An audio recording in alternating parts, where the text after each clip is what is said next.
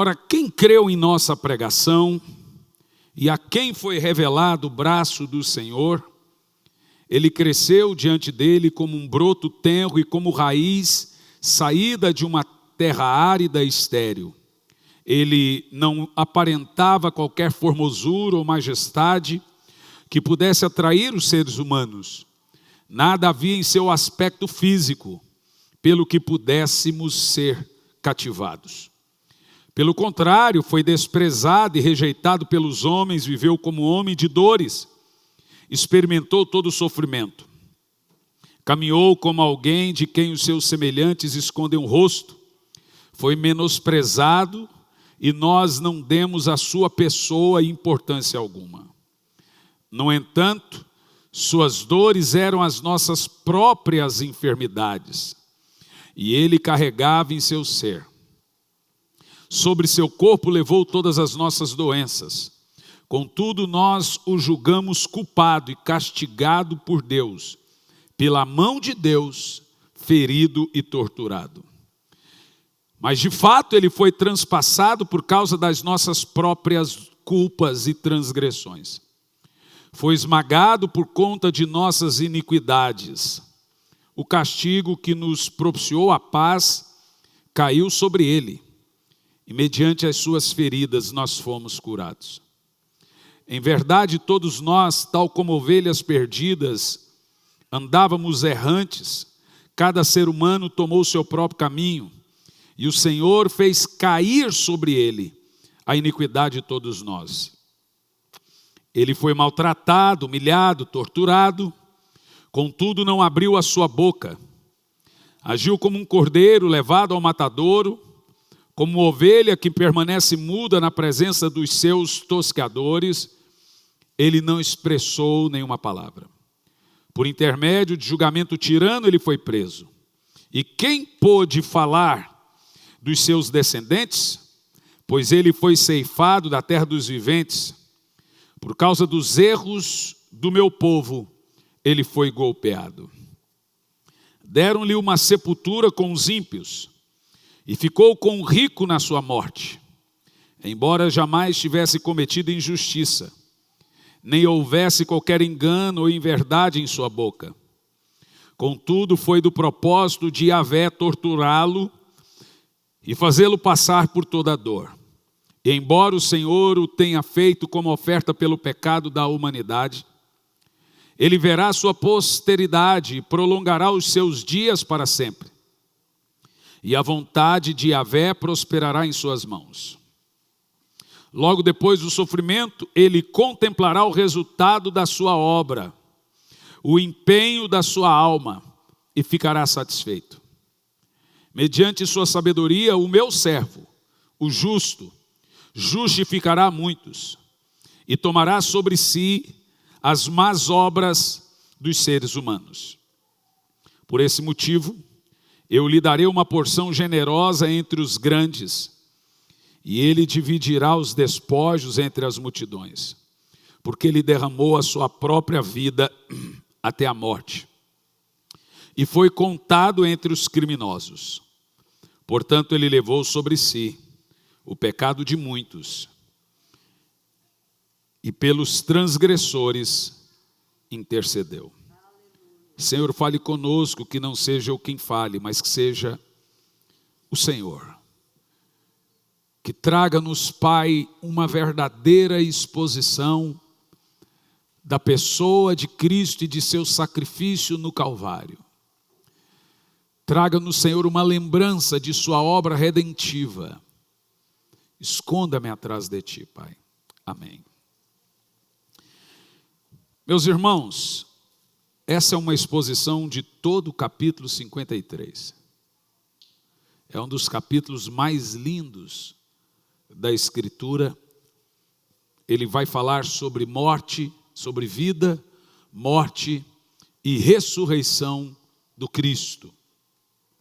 E à guisa de introdução, eu gostaria de destacar algumas coisas sobre o Calvário aqui nessa manhã. A primeira delas é que a cruz de Cristo é a mais eloquente expressão do amor de Deus por você. Deus ama você. E Ele não escreveu essa verdade em letras de fogo nas nuvens, mas Ele revelou esse amor tão singelo e enorme na cruz do Calvário através de seu Filho. A Bíblia Sagrada diz que Deus prova o seu amor para conosco pelo fato de ter Cristo morrido por nós quando ainda éramos pecadores. Você é tão especial para Deus que a Bíblia nos afirma que Ele te amou de tal maneira que deu a si mesmo, de si mesmo, e o seu Filho unigênito para morrer em nosso lugar. Em segundo lugar, a cruz de Cristo não foi um plano B, C ou D de Deus, ela não foi um acidente, mas um apontamento de Deus desde a eternidade. A cruz sempre foi o plano único, absoluto de Deus por cada um de nós. Cristo veio morrer, e Ele foi morto, diz a Bíblia, desde a fundação do mundo. A Bíblia diz que Ele nasceu para ser o nosso substituto na maldita cruz, representante e fiador legal, aquele que assume o seu lugar. Sempre esteve diante dos olhos de Cristo a obra da cruz. Jesus já veio com esse propósito. A Bíblia afirma que Ele jamais recuou ou pensou em recuar da cruz. Ele marchou para ela, Ele caminhou de forma pomposa para essa cruz e sem medo. O amor de Deus por você também é um amor eterno. E a causa do amor de Deus por você está nele mesmo. Deus não te ama porque você o ama. Você o ama porque Deus te ama. Ele nos amou primeiro. E o amor nosso por Deus é apenas um refluxo do fluxo do amor de Deus por nós. Ou seja, o nosso amor é uma resposta a um amor já existente. O amor de Deus por nós tem a causa nele. É um amor não causado. É um amor que começou nele mesmo. Deus jamais irá desistir de você. Mas em terceiro lugar, a cruz de Cristo foi o seu gesto mais profundo de sacrifício. A Bíblia afirma que Ele deixou a glória, deixou o trono, esvaziou-se como homem, esvaziou-se como Deus e assumiu a forma de homem, de servo. Foi perseguido, preso, açoitado, cuspido. Foi pregado numa cruz. Sendo Deus se fez homem, sendo Senhor se fez servo, sendo justo se fez pecador, sendo bendito se fez maldição, sendo autor da vida morreu, sendo rico se fez pobre. Mas eu gostaria de fazer algumas perguntas sobre a história do Calvário aqui nessa manhã. A primeira delas: quem levou Jesus à cruz? O que acarretou a morte do Cristo na cruz do Calvário? Então, em primeiro lugar, devemos entender que a morte de Cristo não foi determinada por fatores circunstanciais. Do tipo, Jesus morreu por ser um revolucionário, uma pessoa boa. Você não mata pessoas boas. Ou Jesus morreu porque ele fez uma revolução comunista, igual eu li ontem. e que se Jesus existisse hoje, a direita teria o matado. Aí eu perguntei assim para a pessoa, por que a direita mataria Jesus? Ele defenderia aborto? Ele defenderia casamento homossexual? Ele defenderia a eutanásia? Ele defenderia as drogas? Ele defenderia a morte aos cristãos? Porque é isso que a esquerda faz. Mas não é essa a nossa discussão. O que eu quero que você entenda é que Cristo não foi morto porque os sacerdotes o prenderam. Não existe algo secundário. Jesus só foi morto porque pegaram ele. Jesus também não foi morto porque o Sinédrio o sentenciou, ou porque Pilatos o entregou, ou porque os judeus o acusaram, ou porque Judas o traiu, ou porque Pedro o negou, ou porque os soldados o pregaram na cruz. Ou seja, nenhuma dessas coisas secundárias colocaram Jesus na cruz. Inclusive, todas essas coisas fizeram parte de um plano maior, que era o fato de Jesus ter que morrer na cruz do Calvário. Então, quem levou Jesus à cruz então? Primeiro, os nossos pecados levaram Jesus à cruz.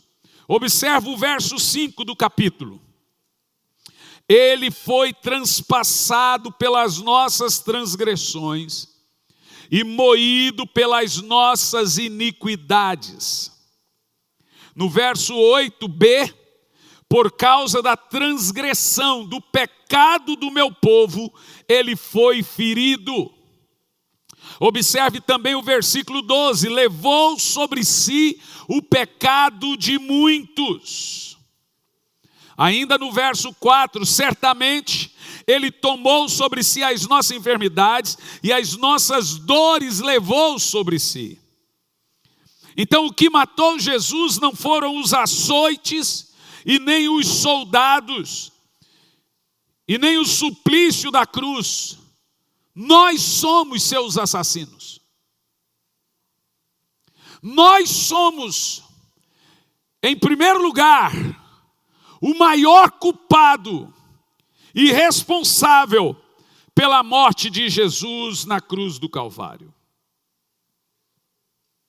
Ele foi moído pelos nossos pecados.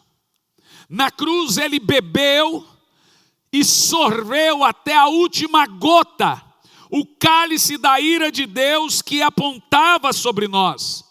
Quando Jesus disse, não passe de mim esse cálice, ou seja, passe de mim esse cálice, ele não estava com medo de uma morte ou de uma traição. Aquele cálice era o cálice da ira de Deus, que estava apontado sobre a raça humana e que Jesus bebeu e sorveu até a última gota.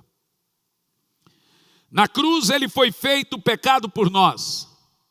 A espada da lei caiu sobre ele, pois ele era o nosso substituto legal, o nosso fiador na cruz. Na realidade, quando nós dizemos cruz de Cristo, nós estamos falando da nossa. Jesus não tem cruz. A cruz de Cristo, na realidade, é a nossa cruz. Mas em segundo lugar, o que levou Jesus para a cruz? O Pai. O Pai o levou à cruz. Veja o verso 6. O Pai fez cair sobre ele a iniquidade de nós todos. No verso 10, todavia, agradou ao Pai moê-lo e fazê-lo enfermar. Ainda no verso 4, e nós o reputávamos por aflito. A Bíblia diz que ele é ferido de Deus e oprimido por Deus. O chicote dos açoites estavam na mão do Pai. Você tem que ter a ideia de uma disciplina paterna, um castigo por pecados, e esse chicote estaria sobre os nossos lombos. Era a raça humana que merecia os açoites, mas ele tomou o nosso lugar. E quando ele tomou o nosso lugar, todo o castigo que estava sobre nós foi para o seu corpo, e agora é o Pai que está com o chicote na mão. E foi o Pai que levou ele para a cruz, e a Bíblia diz que agradou ao Pai moê-lo. Então ele não foi para a cruz porque os sacerdotes o entregaram por inveja. Ele não foi para a cruz porque Judas o traiu por ganância, ou porque Pilatos o sentenciou por covardia, ou os soldados o pregaram na cruz por crueldade. Ele foi para a cruz porque o Pai o entregou por amar você. Mas em terceiro lugar, depois de aprendermos que Jesus foi para a cruz porque nós o colocamos lá, em segundo lugar, Jesus foi para a cruz porque o Pai o colocou lá, nós também devemos aprender que Jesus foi para a cruz voluntariamente. Ele se entregou. Veja o verso 4. Certamente ele tomou sobre si as nossas enfermidades e as nossas dores levou sobre si. No versículo 10 diz: quando dera a ele a sua alma como oferta pelo pecado. O escritor de Hebreus ainda diz que ele entregou a si mesmo. Uma vez Pilatos disse: entregaram você a mim. Jesus disse: ninguém me entregou a você. Se eu quisesse, eu ordenaria e viria 10 milhões de anjos ao meu favor. Mas eu não quero. Eu me entreguei a você. No versículo 11 diz assim: o seu servo, o justo, com seu consentimento, percebeu? De sua própria vontade, justificará muitos, porque as iniquidades deles levará sobre si. Jesus não foi um mártir. É um sacrifício e não um martírio. Ele não foi um tiradentes. Ele entregou-se. Ele mesmo chicoteou a si. Ele entregou a si como oferta pelo pecado dos pecadores. Por isso que o apóstolo Paulo diz que o amor de Cristo nos constrange. Ele nos amou e a si mesmo se entregou por nós. Mas em segundo lugar, que tipo de sofrimento Jesus suportou no Calvário, meus irmãos? Em primeiro lugar, Jesus suportou um sofrimento moral e espiritual. Vou dizer de novo. O primeiro sofrimento que Jesus suportou no Calvário foi um sofrimento moral e espiritual. O sofrimento de Jesus foi um sofrimento repulsivo. Ao vê-lo, no versículo 3, veja, a Bíblia diz que os homens escondem o rosto. Por quê? Tamanho é a desfiguração dos açoites, a repulsa que dava ao vê-lo.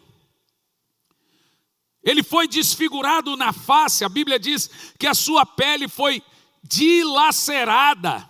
Era como se colocasse ele num moedor de carne. Foram 2 horas e 40 minutos de açoites, com uma garra chamada garra de tigre, e a garra ela tem 3 pontas. E ela tem pontas de dedos de tigre na mão, e quando ela bate, ela cravava e vinha rasgando. Pá! E vinha rasgando. Então às vezes essa garra pegava no rosto, às vezes pegava na boca, às vezes pegava, onde ela pegava ela vinha rasgando. Agora vejam, senhores, foram 2 horas e meia de açoites. Vocês assistiram o filme Paixão de Cristo? O filme foi só 40 minutos. Eu sugiro que todo crente deveria assistir esse filme, porque o filme fala exatamente só do seu sacrifício no Calvário. O filme é tão forte que teve gente que infartou no cinema. mas ele é muito verdadeiro. Mas foi só 40 minutos de açoite que Mel Gibson retratou, só 40. Ele foi mais de 2 horas de espancamento. Por isso que a Bíblia diz no verso 3 que causou repulsa. Ou seja, o sofrimento dele foi repulsivo. Era impossível de ver aquela dor e o sofrimento dele. Ainda no versículo 3 diz que o seu sofrimento não produziu compaixão nos outros. E diz assim, no verso 3, dele não fizeram ou fizemos caso algum. Não fizeram caso que tinha um moço inocente ali, sofrendo tamanha crueldade. Ele teve uma experiência íntima e longa com o sofrimento. Ainda no verso 3 diz, homem de dores, e que sabe o que é padecer. Dentro desse fato, eu costumo dizer que nenhuma pessoa vai alcançar nenhum sucesso em qualquer área na sua vida se ele não souber passar por 2 coisas cruciais que Jesus, os seus discípulos, os santos profetas, os apóstolos passaram. A primeira é a rejeição. Quem não souber lidar com rejeição não pode e não será chamado de vencedor. A segunda é frustração. Essas 2 coisas são responsáveis por fazer você ser uma pessoa forte no mundo. Rejeição e frustração, quando são vencidas, assimiladas, elas fazem de você uma pessoa forte, não uma pessoa fraca, esse tipo de gente que fica lá muriando, reclamando e murmurando na internet. É gente besta, gente fraca. Mas rejeição, Jesus foi rejeitado. Os discípulos foram rejeitados. Os profetas foram rejeitados. Frustração. Olha o verso 3. Diz que Jesus foi o mais rejeitado entre os homens. A Bíblia diz que ele foi rejeitado pelo seu povo, porque ele veio para os seus, mas os seus não o receberam. Eu me lembro que quando eu comecei aqui, há 2 anos e meio atrás, 3 pessoas procuraram falar comigo no escritório e disseram que eu não era bem-vindo.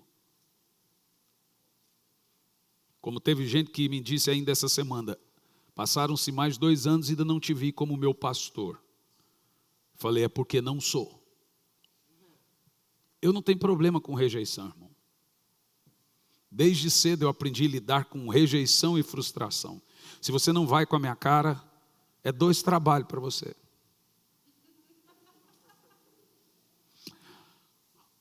Ah, pastor, e quando você se frustra com alguém?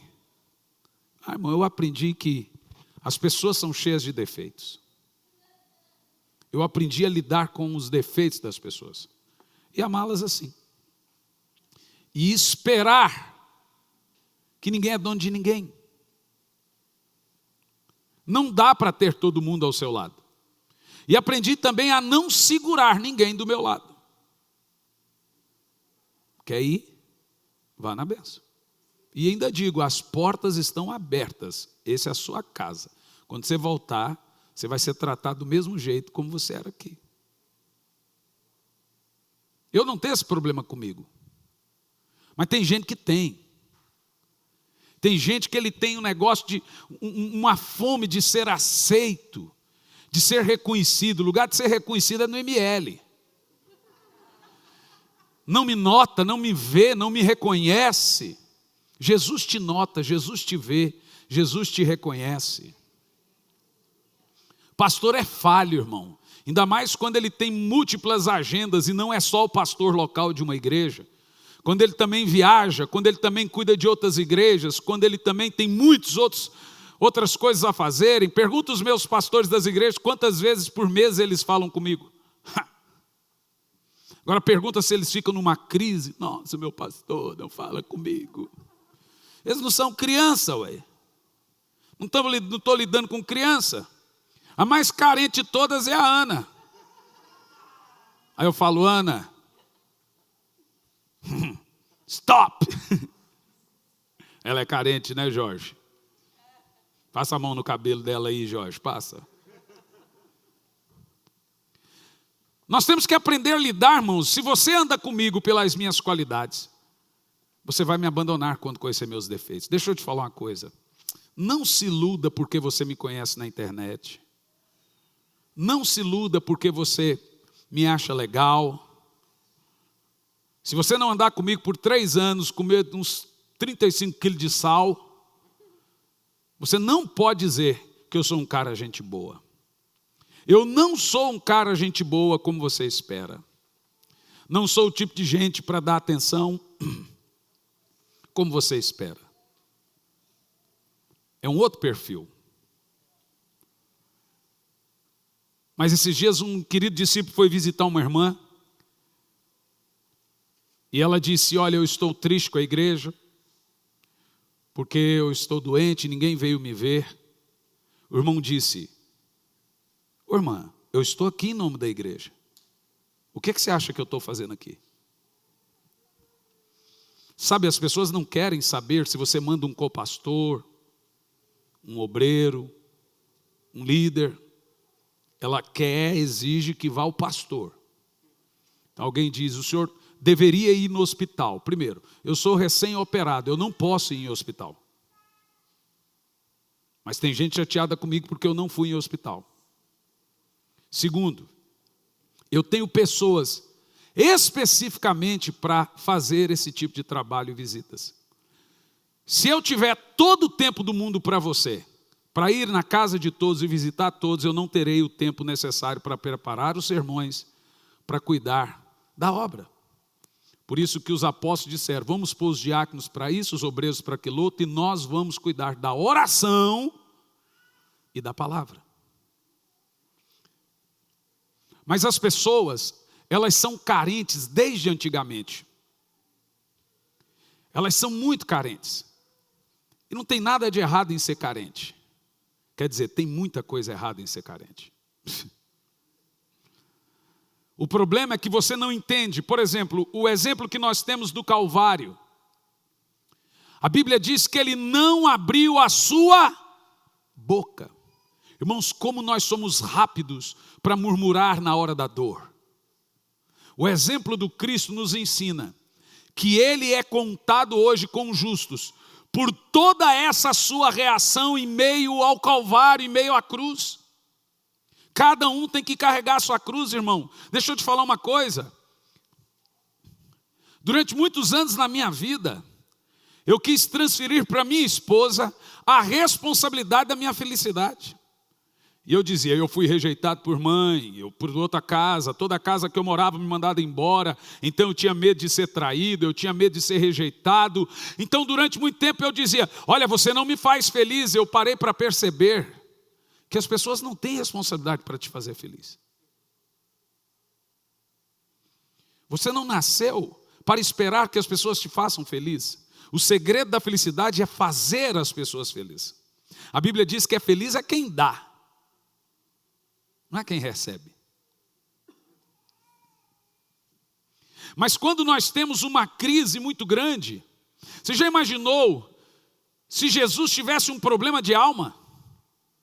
Ele seria muito vitimista e mimizento, não? Já parou para pensar nisso? Mas o Jesus, ele era confiante. A Bíblia diz que ele se entregou. Ele não ficou se fazendo de vítima perante Pilatos. Ele não ficou reclamando porque ele foi rejeitado. Então agora Jesus faz uma pregação. E ali tem uma multidão de mais de 20.000 pessoas. E ele diz, quem não comer da minha carne, não beber do meu sangue, não é digno de mim. Vai todo mundo embora. Jesus, olhado pelas lentes do triunfalismo, da igreja triunfante hoje, é um fracasso. O ministério dele começa com 30.000 membros e termina com 11. E em 3 anos. Quem é que destrói uma igreja com mais de 20 mil membros em 3 anos, gente? Só Jesus. Se você olhar, se você dizer, gente, como é que esse pastor conseguiu desgraçar essa igreja? Começou com 30 mil membros, agora até os discípulos dele, um deixou ainda. Porque tem gente que ele mede o sucesso por números. E esse é um crime. Há momentos na nossa vida que as pessoas vão te deixar, irmão. Há momentos na sua vida que você vai ser rejeitado. E há momentos que você vai se desapontar com as pessoas mais próximas a você. E a maneira como você vai reagir e responder à frustração, à rejeição e ao calvário vai dizer muito sobre o seu sucesso a partir daí. Espere sempre das pessoas 2 coisas: rejeição e frustração. Porque se elas nunca trouxerem isso para você, você está no lucro. Você já saiu ganhando. Sabe quando eu fui me casar com essa gata que está aqui? Eu disse para ela, eu não tenho onde morar, eu moro de favor com os pastores. Morávamos ali num grupo de pastores da Provisão em Vida. Eu não tenho nem onde cair morto. E provavelmente eu vou ser pobre para o resto da minha vida. Ela era arrimo de família, trabalhava numa grande empresa, na época era Ico Comercial, hoje é Ferramentas Gerais. Já dirigia. E eu era o quê? Um pirralho. Pivete. Um guri. Mas a lábia era boa. Apaixonava mesmo. Aí eu cheguei nela e falei assim, deixa eu te falar um negócio. Você está disposta a viver com um missionário? Eu não tenho onde reclinar a cabeça. Um dia pode comer bife, um dia pode comer ovo, outro dia pode ir numa churrascaria. Não te prometo nada, porque tem gente que promete céus e fundos. Promete que é um príncipe encantado, monta os 2 no cavalo branco e depois cai os 2 do cavalo. Que besteira. Eu prometi a pior coisa para ela, falou, você nunca vai ser rica, você nunca vai ter nada. Mas eu contava com um dado importante, ela tinha um bom emprego. Então eu tinha fé, mas tinha um plano B, entendeu? Num dia ela chegou e falou, ó, entreguei o trabalho, vou sair do trabalho. Eu falei, ó, desgraçada. Miserável, como assim vai ser? Não, já que é para viver pela fé, vamos viver todos. Eu falei, tá. Acabou com o meu plano B. Gente, a primeira viagem nossa foi para Chapecó. Dá 8 horas de ônibus, eu devia ter uns R$10 no bolso, na metade do caminho ali em Vitória da Conquista. Ela falou que estava com fome, eu só tinha 10 no bolso. Peguei os 10, você está com fome, amor? Estou. Fui lá e comprei um hamburgão e uma coca e dei para ela. Ela falou, e você, não vai comer? Eu falei, não, não estou com fome não.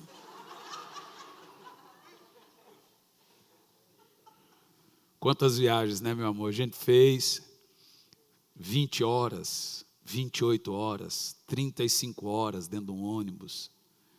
Irmão, o ônibus ele sai cheiroso. 500 quilômetros depois, irmão, aquilo, todo ônibus fede a privada. Depois de 30 horas. E o ônibus estraga umas 4 vezes. Você espera para vir arrumar e troca de ônibus. Nós aprendemos. Não contávamos, não esperávamos. Mas sabe, se você sentar com a minha esposa, uma das coisas que ela vai dizer a você, nunca vi meu esposo reclamar. Irmão, o espírito de contentamento, ele atrai o favor de Deus para você. O espírito de ação de graça, para de ser chato. Irmão, para de transferir para as pessoas a responsabilidade da sua felicidade. Isso traz amargura nas pessoas. Isso faz as pessoas também se frustrarem. Seja feliz e pronto. Um dos segredos é, não espere ter tudo na vida. Você não vai ter tudo na vida, então seja feliz. Você não vai ter tudo na vida, nem todas as suas orações serão respondidas. Eu, quando era criança, queria casar com a Aline Barros, não casei, eu falei, vá para o inferno ela então, caso com uma mulher mais linda que ela. Não deu. Jejuei 3 dias, não resolveu, Eu tinha 10 anos de idade, gente, tem a ver com jejuei uma semana para casar com a Aline Barros. Não deu. Falei, vai se catar também. Quando eu vi que ela não deu moral, também não jejum mais por causa de você. Não deu. Sabe, nós criamos expectativas e não aprendemos que nossa vida é também um calvário como a de Cristo. A Bíblia diz, foi o mais rejeitado entre os homens. Nós temos que aprender com Cristo. Jesus sabia que Judas era o traidor desde o dia que ele escolheu. E nem por isso ele tratou Judas com deferença. Quando Judas beijou Jesus, ele falou, é assim que você me entrega, amigo? Nossa, Jesus foi falso? Não. Sabe por quê? O defeito das pessoas não pode impactar sua qualidade. Para Jesus, Judas era amigo. Judas que era um traidor. As pessoas são falhas como você. Você tem que aprender, quando elas não quiserem andar com você, não quiserem ver você, não acharem que você é o melhor, não acharem que você é bom, acharem que você é chato, você tem que aprender a ser rejeitado. Você tem que aprender a se frustrar, se desapontar. Isso faz parte do dia a dia, da maturidade, do nosso crescimento cotidiano. Chorou? Levanta e sai desse pó e bola para frente. O mundo está tão nojento por causa do vitimismo. O mundo virou cinza, perdeu a cor, porque as pessoas agora não sabem ser rejeitadas. Elas não sabem mais, gente, resolver os seus problemas psicossomáticos. Por quê? Porque não há cruz. Sabe o que tem acontecido com igrejas? Que nós perdemos a cruz de vista. E quando você olha para a cruz, vem muitas mensagens para nós. Primeiro, eu não sou nada. Jesus é tudo. Segundo, eu estou no lucro, não estou indo para o inferno. Terceiro, eu sou pecador. Eu não sou o gás da coca. Eu não sou uma pessoa que mereço tudo. Eu não mereço nada, na realidade eu mereço o inferno, mas recebi o céu. Mas o que acontece hoje é que nós perdemos Jesus também de vista. O nosso exemplo, o nosso modelo de como perdoar, o nosso modelo de como servir, o nosso modelo de como suportar a dor,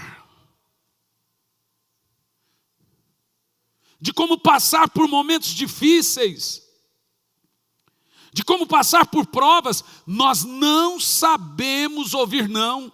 Nós não sabemos passar por provas, nós não sabemos, nós nos desconcertamos quando as pessoas fazem o que não gostamos ou não riem de uma piada, porque nós não sabemos ser rejeitados.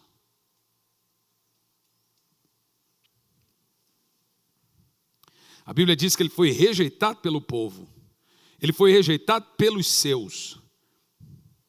A Bíblia diz que ele foi rejeitado pelos religiosos da época. Chamaram ele de fanático, mentiroso, blasfemo, pecador, beberrão e até endemoniado. Falaram que Jesus chamava bêbado. A Bíblia diz que ele foi rejeitado pela mesma multidão que o aplaudiu. Aquela multidão empolgada com seus milagres, agora com uma turba, com uma súcia sanguessuga. Lá está ele rejeitado, e essa multidão grita para Pilatos, crucifica-o, crucifica-o, caia sobre nós o seu sangue. Eu não me envaideço nem com os elogios, e nem me entristeço com as frustrações. Pessoas são sempre elas já têm uma predisposição a te elogiarem demasiado e te rejeitarem demasiado. Ver defeitos aonde não tem e ver qualidades também aonde não tem.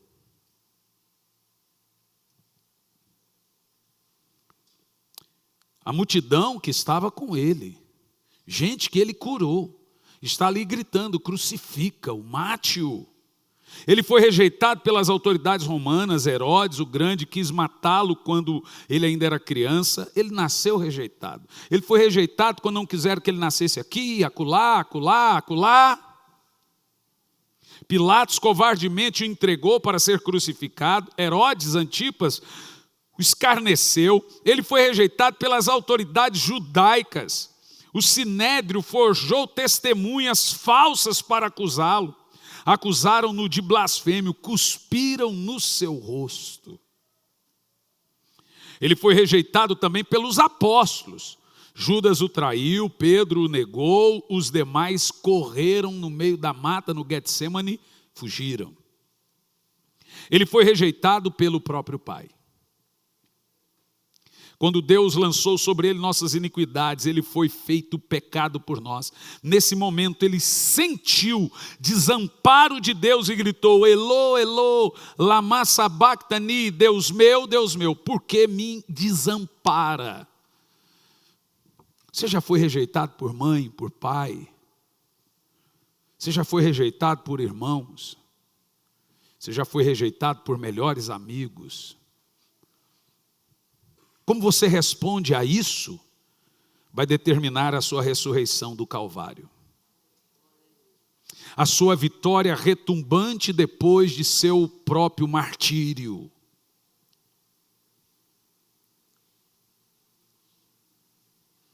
É gostoso se fazer de vítima. Às vezes funciona. Às vezes as pessoas fingem que estão com dó do seu vitimismo. Mas, gente, ninguém aguenta gente chata.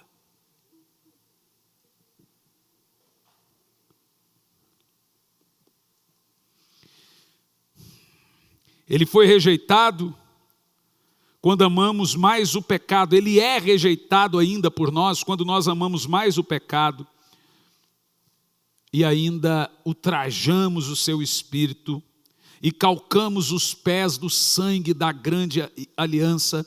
Nós ainda hoje o rejeitamos quando trocamos por um prato de lentilha. No verso 3 temos também a humilhação, como um de quem os homens escondem o rosto. Você precisa aprender a lidar com rejeição, frustração e humilhação.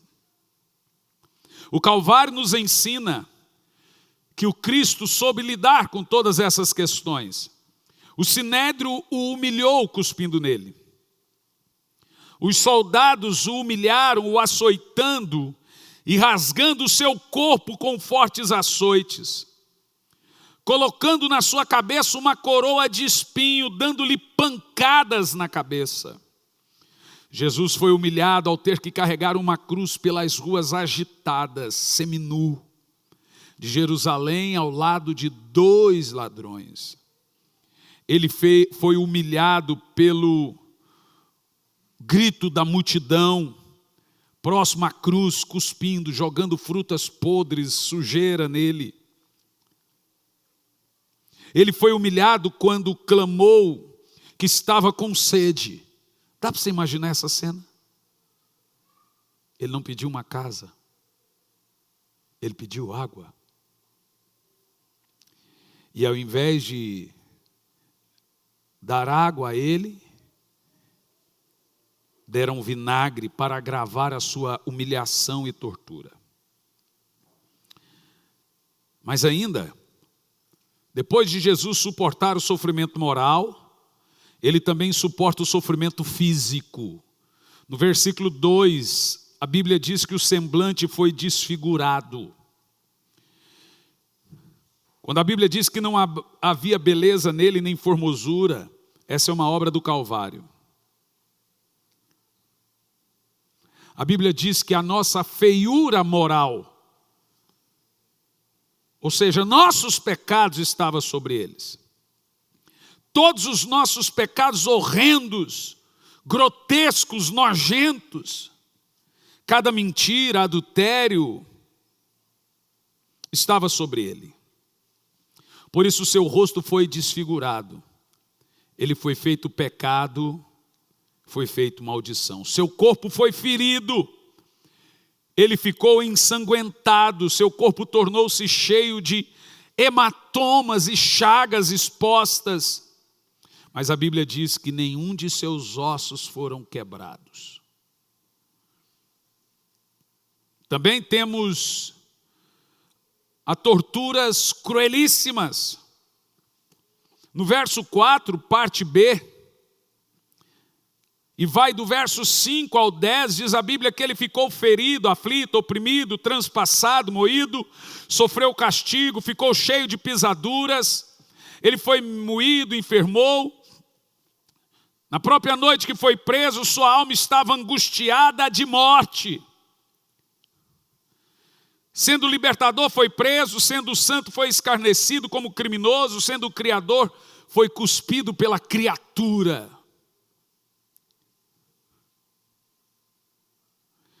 Agora já machucado pelos açoites, com o rosto ensanguentado, começa uma longa, duríssima caminhada até o Gólgota, o lugar da caveira.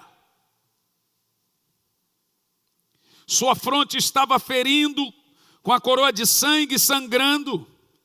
Seu corpo febril, latejando debaixo das chicotadas, dos empurrões, e mais de 50 graus no sol. Começa a grande marcha para o seu juízo. A maior marcha da história. Não com rodas e cavalos de guerras.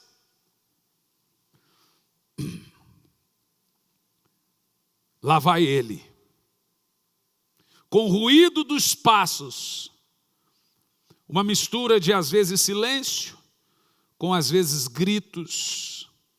Jesus marcha, se arrastando consigo, levando todas as máscaras e pecados da humanidade. Marcha debaixo de uma zombaria da multidão. O corpo titubeia, balança, ora cai, anda de novo e cai. Mas é levado aos empurrões sobre fortes açoites, continua caminhando e marchando. Jesus é erguido no leito vertical da morte. Suas mãos são rasgadas, seus pés pregados no lenho. Foram 6 horas de vergonha e horror. Mais de 2 só de açoites. Humilhação, abandono, rejeição, frustração. Ali ele desceu ao inferno para nos libertar do cativo do pecado. O próprio universo entrou em convulsão. Houve trevas. O sol cobriu o rosto para não ver a vergonha de seu sofrimento. As pedras se arrebentaram, estouraram nos vales. Os túmulos foram abertos. Isaías 53:5 diz que Jesus foi ferido. Ferimentos de acordo com a definição de um cirurgião podem ser classificados com a característica. Deixa eu ler para você. Alguns cirurgiões pegaram esse texto de Isaías 53:5 e definiram os ferimentos de acordo com a medicina. Contusão. É uma ferida produzida por um instrumento grosso e cego. Essa ferida resultaria de um golpe com vara, como profetizado em Miqueias 5, verso 1. Feriram com vara a face ao juiz de Israel. E Mateus 26:67, o esbofetearam. Jó 18:22, um dos guardas deu um soco no rosto. Em segundo lugar, temos laceração. É um ferimento produzido por um instrumento que rasga. A laceração dos tecidos era o resultado dos açoites. E estes tinham se tornado uma fina arte entre os romanos. Os romanos eram expert em tortura. O chicote dos romanos, como já mencionei, era um chicote de ponta de tigre. Pilatos tornou a ordenar que Jesus fosse açoitado. Seu corpo foi todo lacerado e sua carne rasgada. Penetração. Trata de um ferimento muito profundo, causado por um instrumento pontiagudo. Esse ferimento foi causado de duas formas, uma pela coroa e a outra pela lança. Perfuração, no latim significa passar através de. As mãos e os pés de Jesus foram traspassados, os cravos de ferro eram cravados entre os ossos, separando-os, quebrando-os. Incisão é um corte produzido por um instrumento pontiagudo e cortante. Um dos soldados lhe abriu o lado com uma lança e logo saiu sangue e água. Em terceiro, como Jesus reagiu diante do sofrimento da cruz? Primeiro, a Bíblia diz que ele se entregou como sacrifício. Ele sabia disso tudo.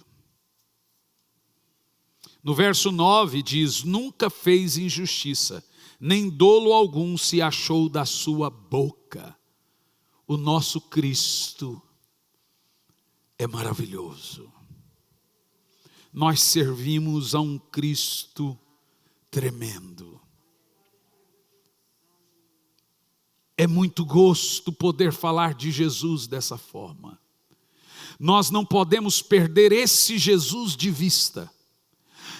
É aquilo que eu disse, que a igreja moderna perdeu a cruz e o Cristo de vista.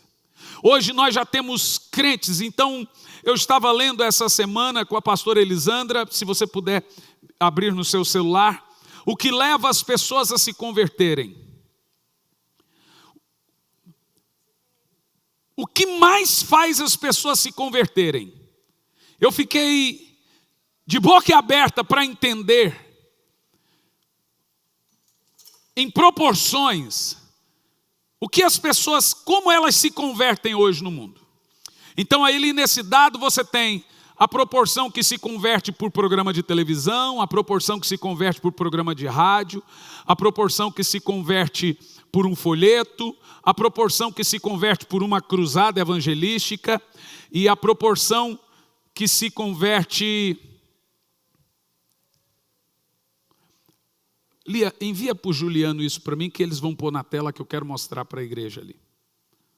E a proporção que se converte por parentes, a proporção que se converte por amigos. Vocês vão ficar chocados quando você pensar que as pessoas se convertem por um programa de televisão, por um programa de rádio.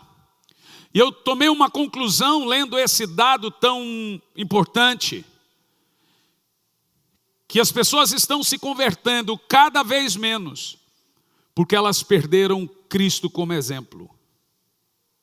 Jesus disse em João 16, assim o mundo saberão que vocês me amam. A Bíblia diz que Jesus é escarnecido, inclusive, pela falta de testemunho que damos como filhos e cristãos.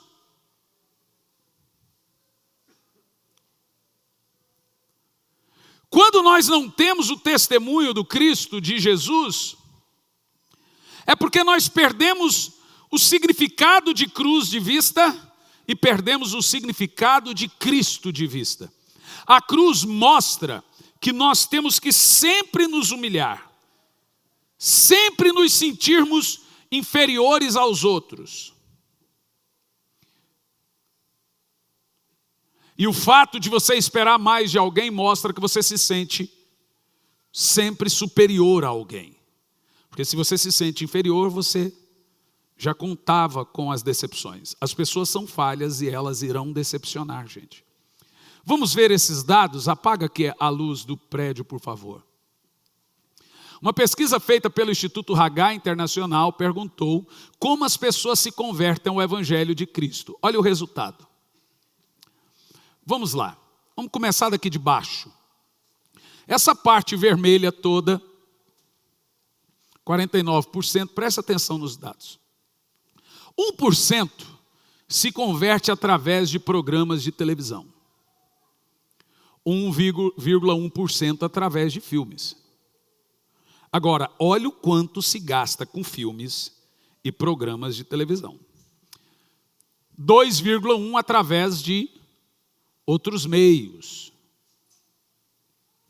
2,4% através do sermão. Veja, poucas pessoas vêm na igreja como convidados. Quando vem, o sermão tem o seu efeito. Mas até elas virem, isso que é importante. 2,9% através do programa de rádio. 2,9% através do trabalho pastoral. Visita e etc. 3% através de distribuição de literatura bíblica. 4%, ali eu me encaixo, através de cruzadas evangelísticas. Eu já larguei na frente todo o resto. É bastante. Em vista do resto, não é. 29% através de amigos. 49% através de parentes. Ou seja, as pessoas se convertem pelo exemplo. Chocou? Pelo testemunho. E o que nos leva até o testemunho é o Calvário. É nunca perder a cruz de vista. E nunca perder Jesus de vista. Porque você tendo a imagem disso que você está ouvindo, você sempre vai dar graças a Deus pela sua salvação. Você nunca vai sair por aí falando um palavrão. O cara está lá, essa propriedade é de Jesus, o carro é de Jesus, e dá um dedo lá na rua. Irmãos, os crentes antigamente não falavam palavrão. É inconcebível para mim hoje um crente falar palavrão, porque é um mau testemunho para alguém o que ouviu palavrão. Você não fala palavrão sozinho?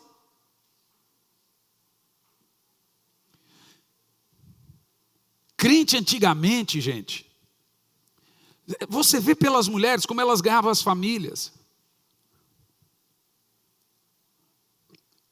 Pelo amor de Deus.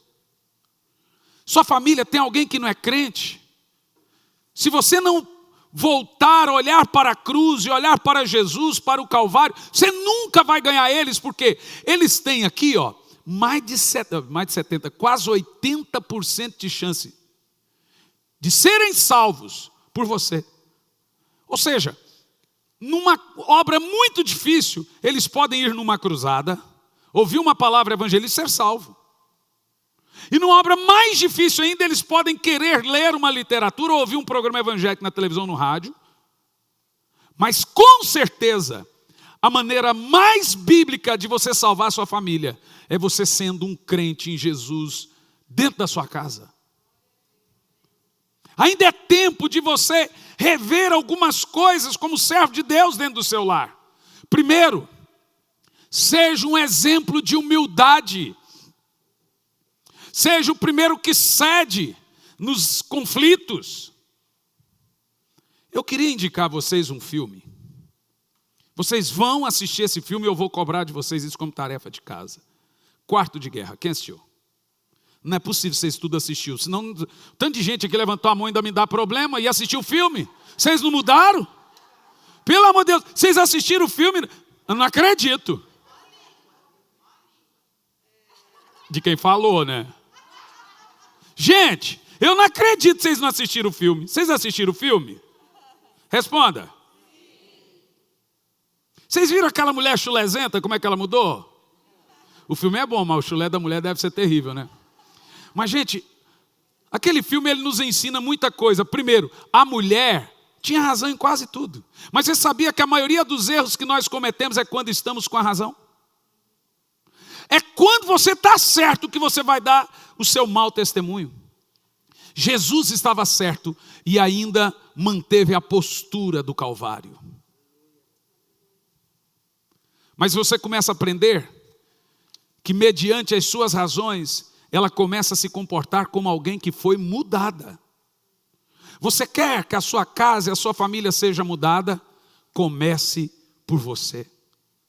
Quer mudar o mundo? Comece arrumando seu quarto.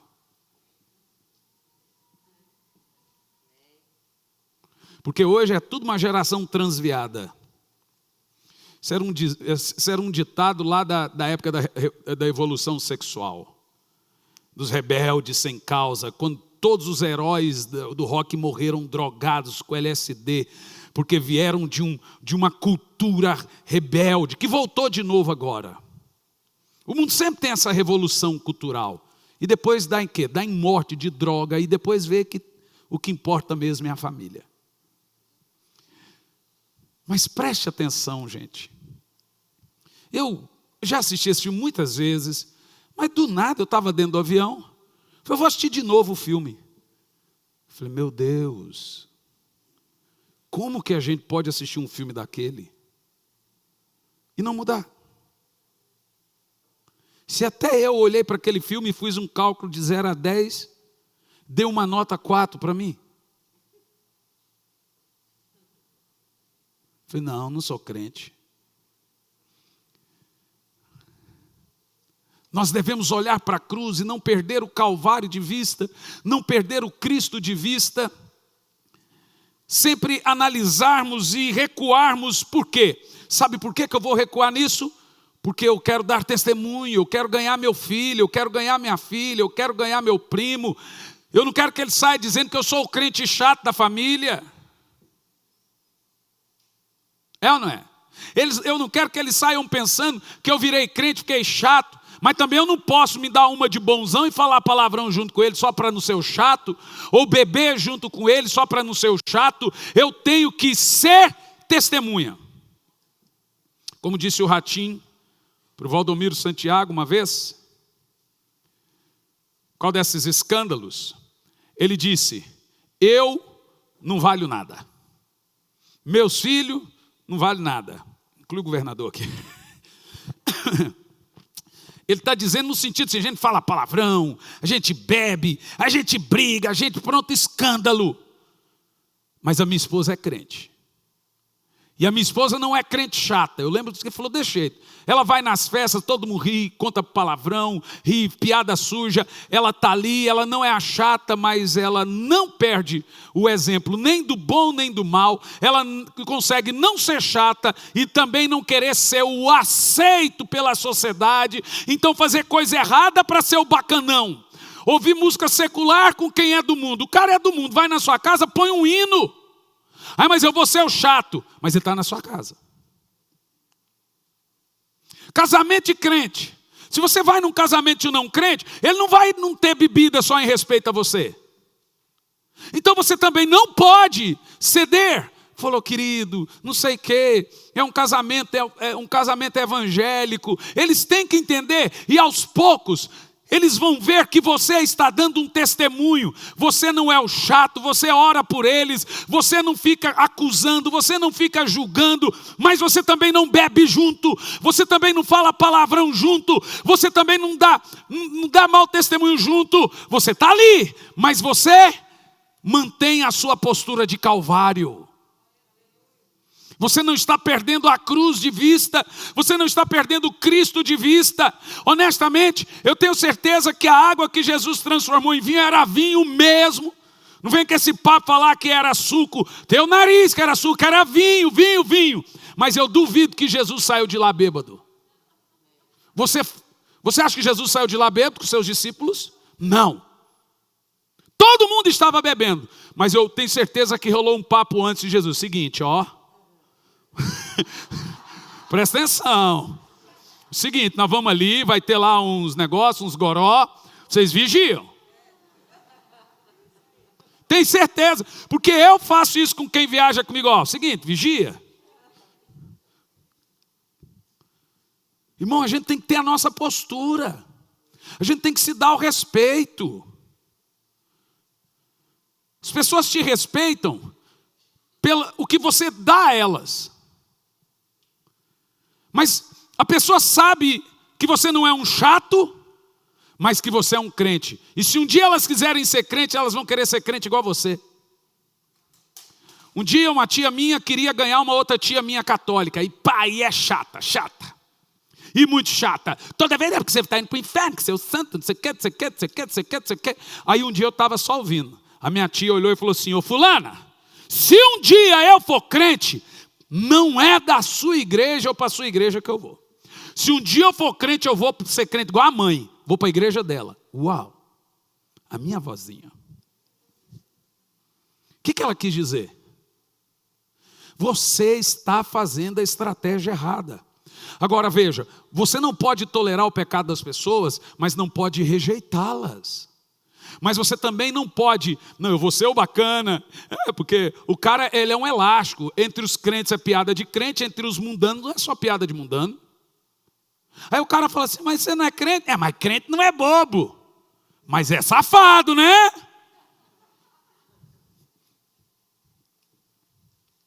A Bíblia diz: brilhe a sua luz perante os homens. Como nós conseguimos ser assim? Não perdendo o Cristo de vista. Toda a reação de Jesus no Calvário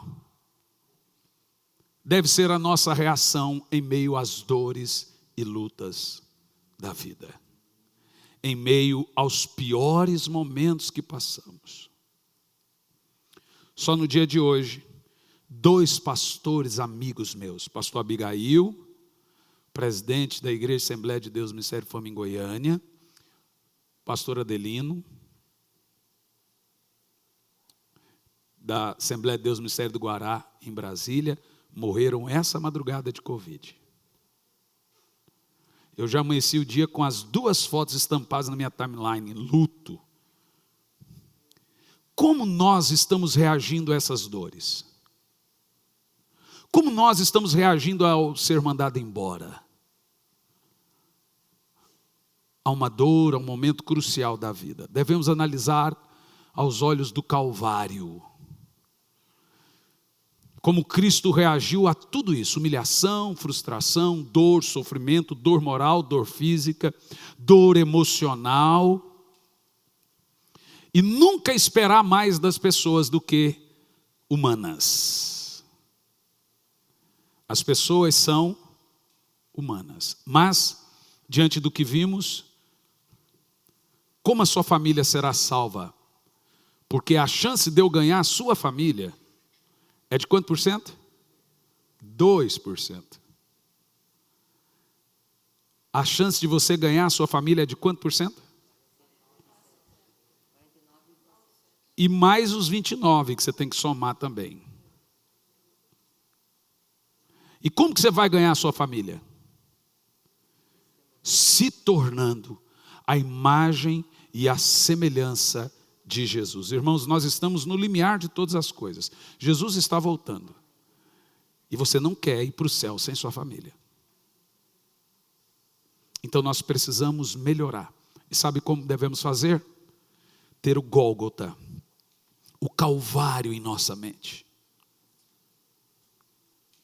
Devemos orar e falar: Senhor, me dá uma revelação de cruz. Hoje o evangelho é um evangelho sem cruz, gente. Sabe de uma coisa? Eu conheço muita gente aqui, nem todos. Alguns eu vejo um crescimento espiritual muito grande. Outros estão tentando, outros não querem nem tentar. Para esses que não querem nem tentar, eu costumo dizer: eu não prego mais para você mudar. Eu prego para aumentar o seu juízo. Para você chegar diante de Deus e dizer que não sabia ou que não tinha culpa. Porque quanto mais você ouve a palavra e não muda, mais seu juízo aumenta. Mas eu tenho uma absoluta, plena convicção que a cruz de Cristo está sobre nós, que o sangue dele derramado nos ajudará a vencer em todos os momentos da nossa vida. Mas eu quero te fazer um pedido. Posso te fazer um pedido? Vamos ganhar nossa família para Jesus. Você deixa eu te ajudar a isso? Irmão, não espere de mim mais do que humano. Me ame assim. Só isso, me ame. Não espere de mim mais do que humano. E eu não espero de você mais do que humano. Mas vamos olhar para o Calvário. E aí nós sempre vamos nos humilhar. Quem se humilha será exaltado. Aí nós sempre vamos perdoar. Perdão, humilhação, deixar passar, não reagir. Isso tudo são atos que aprendemos olhando para o Calvário, olhando para a cruz. Ah, está brigando demais. É porque ninguém quer ceder. Tem que olhar para a cruz. Tem que morrer lá na cruz. Morre um pouquinho na cruz. Vai lá, pega a sua cruz e morre um pouquinho lá nela.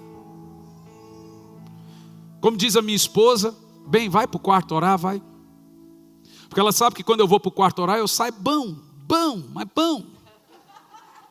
Porque eu vou lá e morro um pouquinho.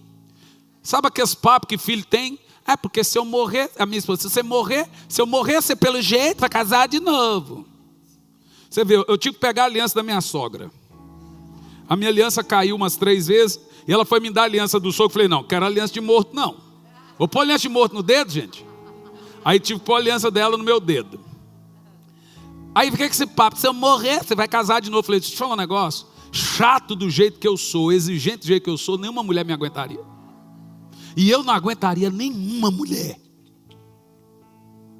Depois de 20 anos casado, a gente já olha um para o outro e já sabe, não é hora de falar. A gente aprende a brigar na hora certa. Tem briga que não vale a pena, tem briga que vale a pena. Mas eu aprendi uma coisa, gente. Quando a coisa está feia e começa a repetir um dia uma briga, aí outro dia outra. Opa, essa semana foi tensa. Está na hora de morrer. É hora de cruz. Só cruz para o ciclo de confusão. Quando um cede, acaba.